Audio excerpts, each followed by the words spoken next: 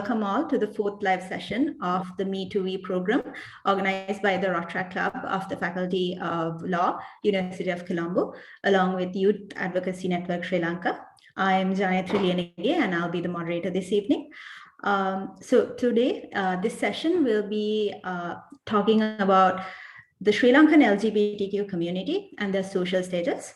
And to have this friendly discussion, we have Mr. Aritha Wickramasinghe joining with us. So talking a little bit about Aritha, he is a lawyer by profession, but he's also one of the pioneer activists in the field of diversity and inclusion. And he has initiated many projects promoting equality and human rights, especially focusing on the LGBTQ rights. So at this point, I would like to welcome Mr. Aritha Wickramasinghe. Thank you for joining with us today. Thank you for having me, and thank you to the Rotaract Club of the University of Colombo, the law faculty, for having this very important discussion, I feel, at this particular time. Yeah, thank you. And we are so glad to have you. Okay, then let's get started. So for someone who's joining in for the first time and doesn't have a really good idea about what the LGBTQ community is, can you define what the LGBTQ, what it stands for? Yeah, sure. I mean, the acronym LGBTQ, each letter signifies a sexual identity or a gender identity within the spectrum of sexual orientation and gender identity. So L stands for someone who's lesbian. So that's generally a woman who would be sexually, emotionally, or romantically attracted to another woman. G is for someone who's gay. That generally refers to a man who is, again, sexually or romantically or emotionally attracted to another male. B stands for bisexual, and those are persons who would have those attractions innately to persons of both genders. T is for persons who are trans or transgender. This is not a sexual orientation, but it is actually a gender identity. And it refers to persons who do not necessarily identify their gender with their biological sex. So it creates a distinction between what is gender, which is generally a social construct, and what is biological sex, which is something which is a biological feature which relates to your sexual organs. So transgender persons, you have a variety of transgender persons. There are a variety of gender identities. So a transgender person, a transgender woman, would be a person who was born biologically with male sex organs, but identifies as a woman. And a transgender man would be someone who was born with the biological characteristics of a woman, but identifies their gender as a man. Then you also have persons who are non-binary or non-gendered. So these could be persons who have the biological sex characteristics of either a male or a female or none, but they identify their gender as being not male or female. So another gender. Then the I stands for persons who are intersex. So these are persons who are actually born with the biological characteristics of both male and female sex characteristics, or neither characteristics. So that is a biological phenomena in terms of sex characteristics. Q stands for persons who are queer, and that's quite an all-encompassing, queer or questioning. So it's quite an all-encompassing term. It was actually originally used as a derogatory term against the LGBT community, so as an insult, but over time, the community has been able to recapture that word and own it. So the Q stands for persons of diverse expressions of gender or sexual orientation, and just don't fit into the societal expectations of gender stereotypes. A stands for persons who are asexual. So these are persons who do not have a sexual attraction or emotional attraction to any person, really. So those are the key sort of terminologies between of what LGBTQIA means. So moving on to the social status a little bit, we've obviously seen, like, through social media and all that, there's always a very negative perception about this community. But in your eye, from your eye, how do you think they're treated in Sri Lanka? It's a mixed bag of how people are treated here based on their sexual orientation, gender identity. And that mixed reaction is in many ways also determined by someone's other characteristics, such as their class, their financial status, their social status, and the education level. Even within those levels of intersectional levels, you could still have positive and negative stories. Overall, how society treats LGBTQ people here is quite terrible when you look at the statistics. So there was a survey done within the community in 2017, led by Equal Ground. And those survey results were quite shocking. It showed that over 70% of LGBTQ people were subject to physical violence because of their sexual orientation or gender identity. That's quite a huge amount of people. Over 50% of LGBT people were fired from their employment or were denied employment because of their sexual orientation or gender identity. So those two figures themselves, I think, are terrible enough for us to start a conversation over why this sort of treatment is tolerated really against the LGBTQ community, especially in this day and age, why we think as a society, we think it's acceptable to enforce physical punishment and physically abuse LGBT people over something which none of us can really change. You know, just because someone's going to come and beat me up tomorrow doesn't mean I'm going to be straight overnight. And just like if, you know, God forbid, someone comes and physically harms you and tells you to be a lesbian, I'm sorry, I'm assuming it's your sexual orientation, you're not going to be able to change. So, and I think this high level of violence is so prevalent because of the legal framework which governs the lives of LGBT people and which criminalizes their lives and which persecutes them.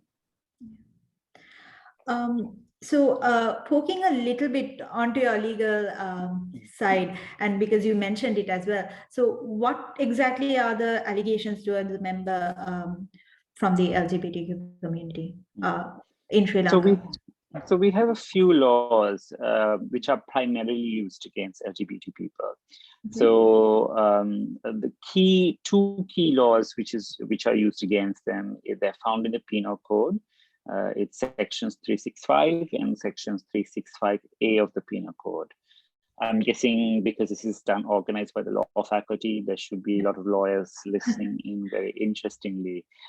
So section 365 actually criminalizes carnal intercourse against the order of nature between man, woman, and animal. Now, on a plain reading of it, of course, it's very gender non-specific, right? But its original intention was to criminalize and persecute LGBT people and more specifically, actually homosexual men. And its original intention was actually to criminalize what we call the offense of sodomy or anal sex. And when we try to unravel and understand what is carnal intercourse against order of nature and its practical implications, we of course have to go into looking at case law and what judges and courts, so case law means what have courts determined that this offense means.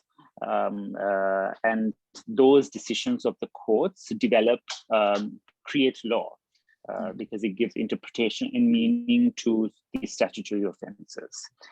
And when we look at Section 365, we have to look at what is, just hold on, please. Sure.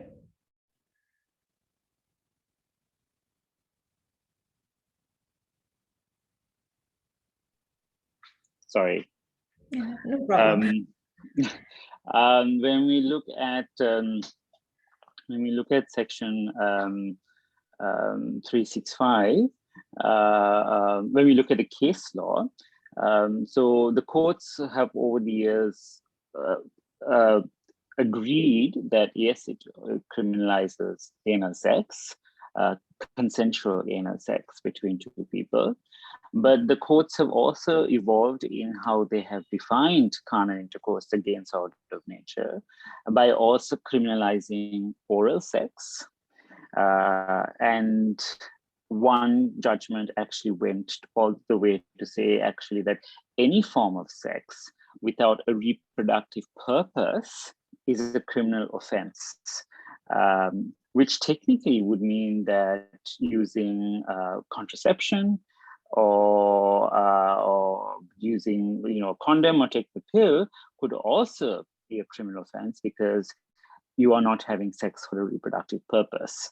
And actually a repercussion of that judgment, which we saw not just in Sri Lanka, but actually more so in the region, because this law, which was introduced to us by the British, was enforced across the empire. We're seeing, what we saw as a repercussion of that judgment was actually a lot of women made complaints against their ex-husbands or their ex-partners, saying that, my ex-husband made me perform oral sex on him, and even though it was consensual, it was irrelevant, and therefore, I was, and therefore that is carnal intercourse against the order of nature, and the courts agreed. So the courts always saw the person penetrating as the offending partner, even if there was consent between both partners, and the courts would started sending heterosexual men to prison because they had received a blowjob, right? So then the courts realized, okay, this is going to be out of hand, because a law which was supposed to primarily prosecute gay people was also now prosecuting straight people. And interfering to straight sex. And even though for all this time, courts and politicians thought it's okay to intervene into what gay people were doing in the privacy of their bedroom, they realized that actually the law should not be interfering to what straight people are doing in their bedrooms. So then we had one judgment which said, actually, oral sex is okay as long as it leads to natural vaginal sex. So basically that means that if you got a blowjob and you came, you ejaculated at that point, that's a criminal offense. But if you got a blowjob and you didn't finish off there and you went on to have natural vaginal sex, that's okay. Right? So, I mean, it's absurd, right? It's this kind of minute interference by courts and judges into how two people should be having sex and what kind of sex is okay and what is not okay. It's really a gross violation of someone's privacy. And it's kind of disgusting to kind of, for a judge to be sitting there and telling, if you ejaculated after getting a blowjob, that's criminal. But if you didn't ejaculate and you went on to penetrate your partner's vagina, that's okay. You haven't committed a criminal offense. It's quite degrading, that kind of real examination of what two people's private sexual practices are. So then we have some other judgments which have said that Thai sex, so in boys' school, we call this Kal Kapanoa. The courts have said that is also a criminal offense because that is intercourse when the penis is going between the thighs. But because you can't have children as a result, it's against the order of nature. And then one court actually said that mutual masturbation was also a criminal offense, because when you masturbate your partner with your hand, that your hand forms an orifice. And when the penis goes through that orifice, that is intercourse. And because obviously you are not going to have reproduce or have children when you are masturbating, that is carnal intercourse against the order of nature. So this is the status of the law. And the implications of this is that even though it is gender neutral and it does also prosecute heterosexual people, LGBT people are an easier victim to target, right? So police knows that when two gay men or maybe two women, when they're having sex, that there is no possibility of reproduction. Therefore, it's an easier case to prosecute. And therefore, that's the overwhelming majority of people who are being prosecuted by these laws are LGBT people. And that means that this law has led to an effective criminalization of their lives, because every form of sex which LGBT people can have with each other is a criminal form of sexual practice. Whereas for heterosexual people, some forms of their sex is okay, only other forms of their sex is criminal. So it's led to an effective criminalization of being gay in Sri Lanka and in other countries which have this similar legislation. And that has meant that because of this criminalization, that LGBT people are automatically left out of having access to justice. So that would mean, say, I spoke of the 60% of LGBT people in Sri Lanka have suffered some form of physical violence because of their sexual orientation or gender identity. Now, it refers someone who is not LGBT and they were subject to this kind of violence, they could easily go to the police and file a complaint to say that they have been subjected to physical violence, and the police would generally take some action. Now, when an LGBT person who's been subject to this violence goes to the police or even thinks of going to the police to file a complaint, that person is at risk of being arrested and prosecuted by the police because of their sexual orientation, right? So that risk means that they no longer have access to justice, because they are prevented because of this law from going and even filing a complaint with the police to seek some kind of redress for the physical violence they have endured. And that means that more and more people can commit this kind of violence against LGBT people and get away, because the victim, the real victim in this case, which is the LGBT person, is unable to seek any form of redress for it. So it keeps them out of the entire justice process and makes them silent victims. And that is why we have such high numbers like this, because of this existing prevailing laws. So these penal code sections that you mentioned, this is even after the amendments after 1995? The 1995 amendments in a way made things worse. The 1995 amendments inserted into the unnatural sex offense and the gross indecency offense provisions to protect children specifically from these offenses, right? Which has made amending or repealing these offenses even more challenging, because now you have provisions on children, right? Whereas there are separate offenses in our penal code to protect children from sexual abuse and rape and all of that. So there was no need to also amend this to insert child sex offenses within it, because what it did was it kind of made it played into the narrative of the LGBT person being the pedophile, going and abusing children. And what it also did, and the thing is that's the narrative and the statistic is wrong. When you look at almost 90-something% of child rapes that are being committed. Most of them are committed by heterosexual men against young women, young girls. Right? But has always been that narrative, that bogeyman of that gay pedophile, right? LGBT people are perverts.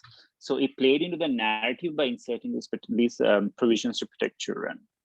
Then the other thing the 95 amendments did was that the gross indecency offense, which was originally specific to between two men. So 365A criminalized gross indecency between two men. So they changed that in 1995 to mean gross indecency between anyone. Now, again, that does not mean that it is specific to LGBT people. And we have seen several instances in Sri Lanka where that offense has been used against heterosexual people.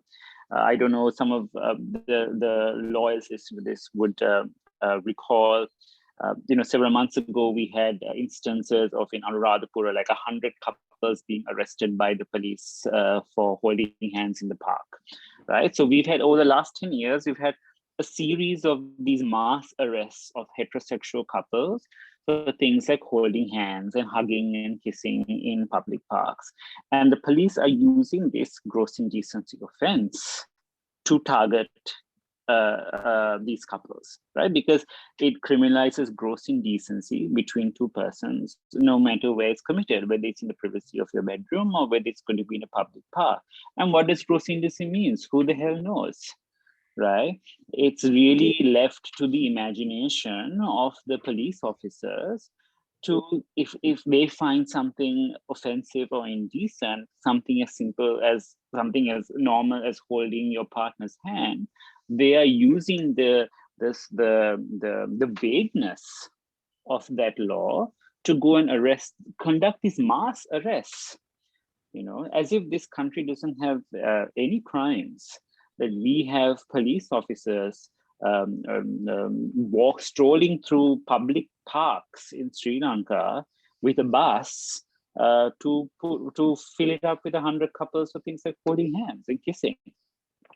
So the 95 amendments did not make it any easy for anyone. In a way, in many ways, it made things worse. Yeah. Okay. So, well, there are countries where the legal, side of this LGBT community is not as bad as in Sri Lanka, and where they accept it.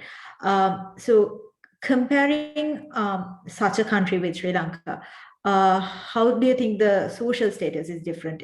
Like putting about the legal aspects. Some countries are obviously better off from a social perspective. Some countries are worse off from a social perspective. If you're obviously comparing ourselves to Australia or European countries, Japan, Thailand, the United States, of course, those countries have had a lot of time to evolve on their social, on the treatment and the social acceptance of LGBT people. Thailand is a very, very good example because they're a 95% Theravada Buddhist country. Theravada Buddhism actually went to Thailand from Sri Lankan missionaries. And Thailand, unlike other countries in the region, were not colonized by European power. Thailand actually means land of the free because they were never colonized. And when you look at the level of acceptance that LGBT people have in Thailand, it's incredible. There is a lot of normalization of LGBT people. There is no differential treatment, and they were never criminalized because their culture, which was very much like our culture pre-colonialism, did not treat LGBT people as social pariahs. Our cultures accepted them. Unfortunately, while we have regressed, other countries, of course, went forward. The biggest irony is that the United Kingdom, which actually introduced these laws and, led the criminalization of LGBT lives, they have hugely progressed. The United Kingdom decriminalized being gay in the 1960s. So that's, good 50, 60 years ago now. And they have seen that change in social attitudes, change in the legal systems post that criminalization. But despite it being 60 years since those changes we saw in the UK and in Europe and in the US, LGBT people still face a huge amount of violence. We hear stories of how they are still being attacked, being made homeless for being gay. We had a few years ago, there was a shooting in a gay nightclub in the US. There were about 50 gay people who were shot and murdered. And, homelessness among LGBT people, LGBT teenagers is much higher. It's exponentially higher compared to heterosexual teenagers.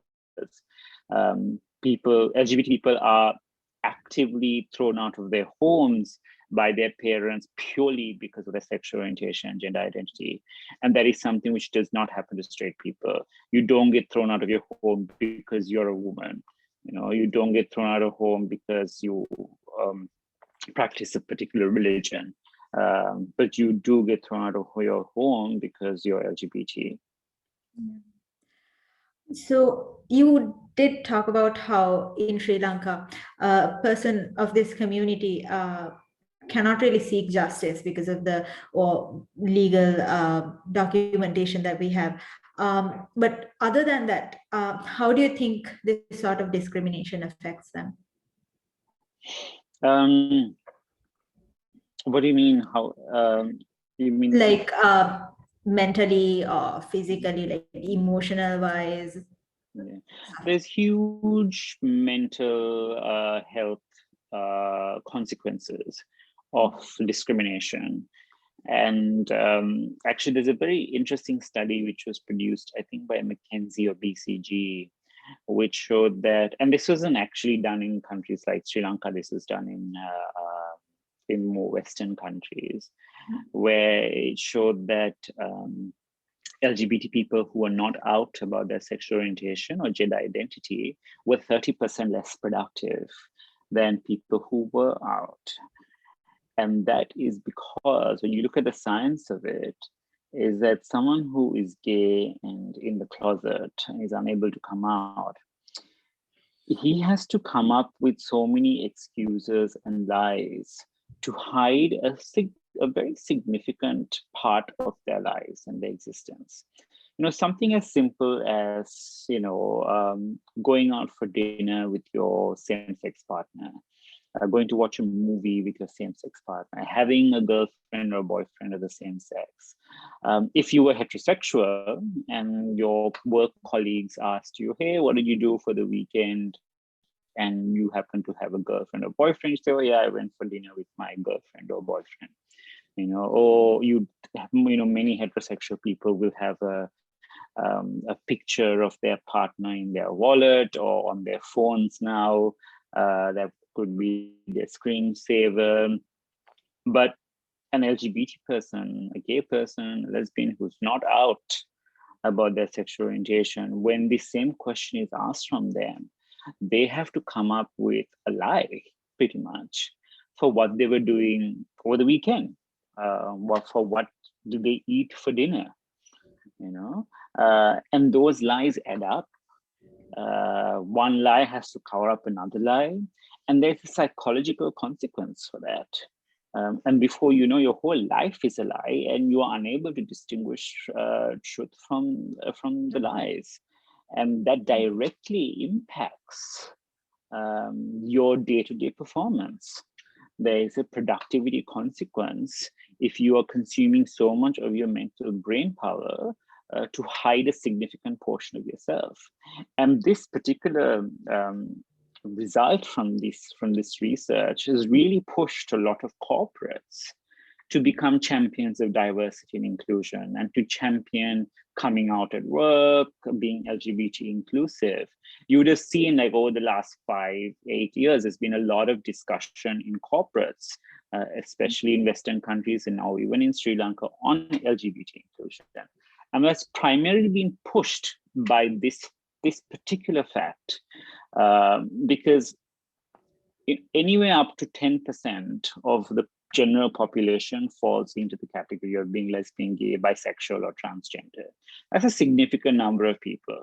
That means in a country like Sri Lanka with 21 million people, about 2 million people should be LGBT. And in your workplace, again, 10% of your workforce should statistically, biologically be LGBT. And if you're not going to create an environment where 10% of your workforce can be themselves, you're going to have a result where 10% of your workforce is going to be 30% less productive. And that has a bottom line consequence. So this is why companies have been pushing for more inclusivity, not only because it's the right thing to do, but because there is economics and financial sense to do that. But the mental health consequences, of course, is severe still. And that's why LGBT people are more prone to mental health issues and challenges. There are higher rates of dying by suicide within the LGBT community. Those issues can be directly correlated to the status of laws and the level of acceptance in society.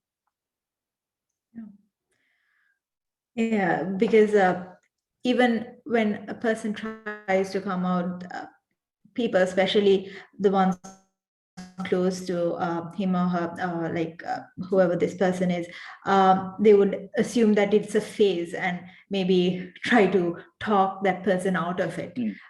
Even that can be, mentally bugging someone if it's constantly happening, right? Yeah, it's hugely traumatic. Imagine someone, someone comes and tells you it's a phase to be straight.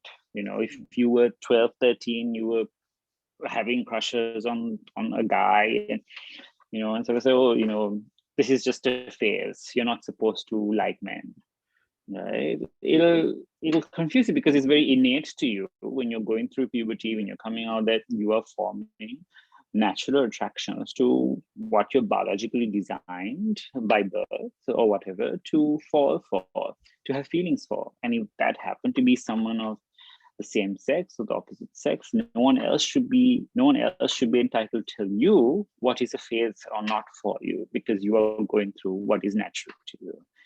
And I mean, aside from that, you have a lot of LGBT people who are forced into these conversion therapies. They're very dangerous. They have been banned in several countries. They subject LGBT people to electric shock treatment, to giving concoctions and medications. I mean, really awful. Like, people who have gone through this kind of conversion therapy, the psychological repercussions of it is really, really damaging. And we've seen also in many recent years a lot of people who led these gay conversion therapies, they themselves have come out as being gay and have apologized for what they have done. But it's too late, because you have left behind a trail of damaged people. Yes, that's true. So just on a positive note, because we talked about a lot of negative stuff here, do you think there's any sort of positive factors that's seen in Sri Lanka towards this community? Yeah, we've been seeing over the last decade lots of positive changes happening.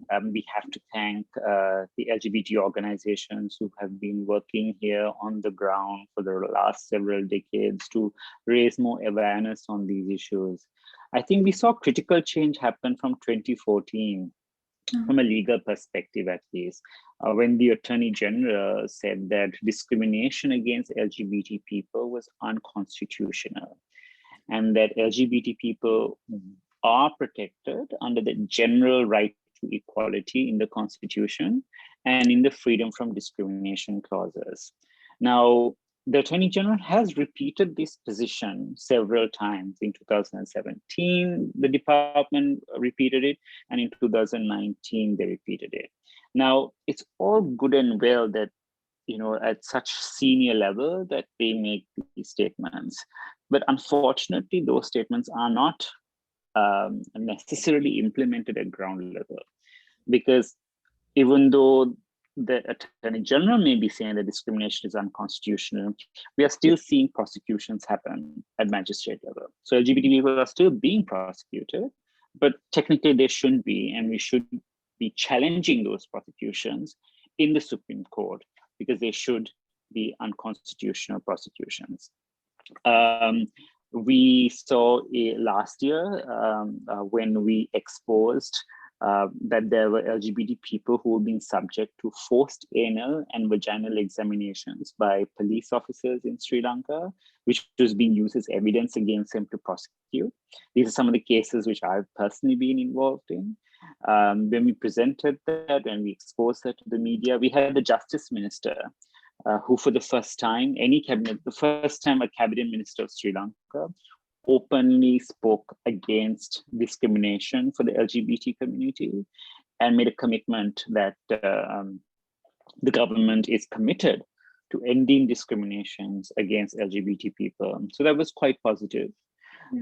We also saw a few weeks ago, President Gotabaya Rajapaksa sent out a tweet saying that he is committed to non-discrimination against persons based on their sexual orientation and their gender identity.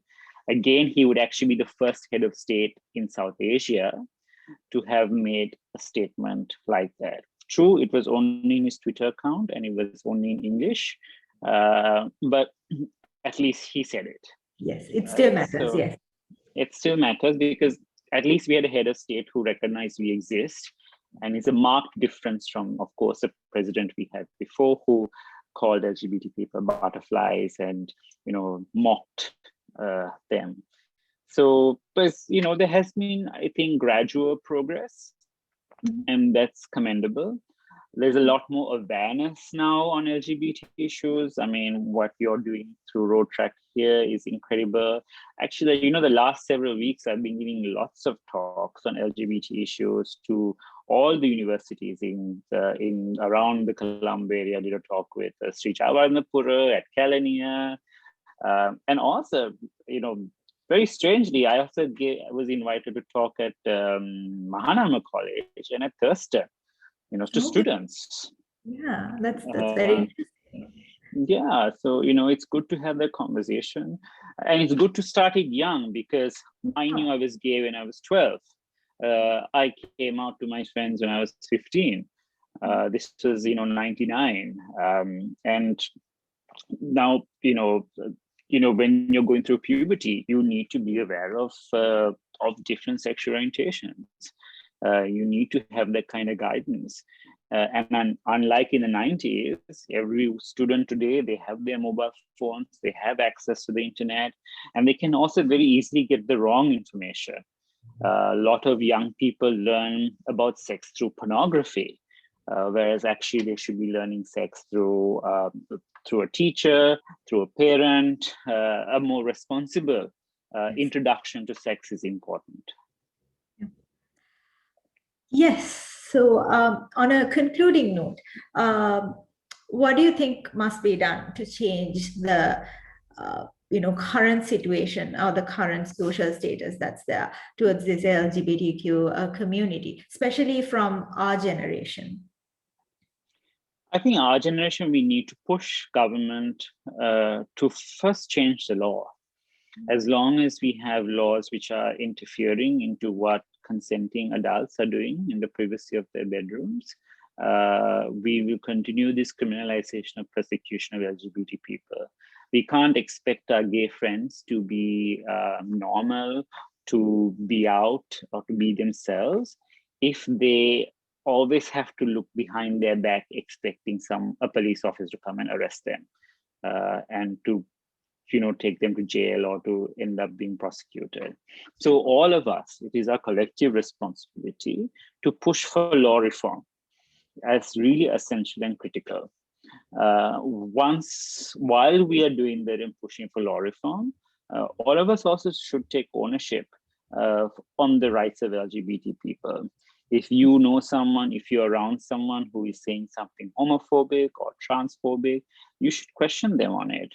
Call them out. If you yourself feel that you have a prejudice or you have some unanswered questions, it's okay to ask someone or ask the gay person you know. It's also okay to read up on it. We are all have access to immense amount of information available. And you can easily access it. You can learn how you're supposed to be around someone who's LGBT, what kind of right words to use. And if you don't want to do any of those things, at least just be kind and compassionate. That's really not too much to ask. Don't spread hate against someone. Don't ridicule someone, because we're all born this way, and none of us want to be made to feel ashamed of ourselves just because of the way we were born. Whether it is my sexual orientation, whether it is someone's disability, whether it is someone's color of their hair or their eyes or their skin, whatever it is, we're all different, but we're all still born this way, and we have to learn to respect one another for that. That's true. Yeah. So yes, I think this discussion was very enlightening in a way. We got to learn a lot about the legal aspects, which was really important because, as you said, that's pretty much the first thing that has to be changed in order to gain access or acceptance towards the society. And as you said, kindness, and just be kind to anyone. That's so true. I completely agree with you. Yes, so we're so glad to have you, and it was a really interesting discussion. Thank you so much for your time and your wise comments and answering our questions. Thank you Thank so you much. so much for having me. I know it's late in Australia, so thanks for being to moderate. Don't worry about me. And thank you to Road Track at Colombo Law Faculty and to all the law students. Good luck. I've been there, I've done all the law stuff. It's tough, but it's also fun, and make the most use of your university years. Having the law students here, well, it actually helps. Right now they're going to be the future lawyers. They can do something to amend. I know they can also start challenging. If you one of the struggles I've faced is actually trying to convince gay people who are being prosecuted at magistrate level to challenge their prosecution in the Supreme Court, because we have these very positive statements from the Attorney General. But a lot of the LGBT people are being prosecuted. They have been treated so badly by the legal system. They've spent nights in jail. They've been beaten by police officers. They've been subject to forced anal examinations. They just don't trust the judicial system. And they do not, even though there is a very good argument to say that this prosecution is illegal, they just do not want to take it to the next step and challenge it. And it's unfortunate, but if we can have more lawyers who come on board, who will, who are there first responders for LGBT people, who will help them, guide through this system, and then really take the next step with them to challenge it in superior courts, that would also be fantastic. Yeah. All right. Thank you. Have a good day. You too. Thank you for joining us. Bye.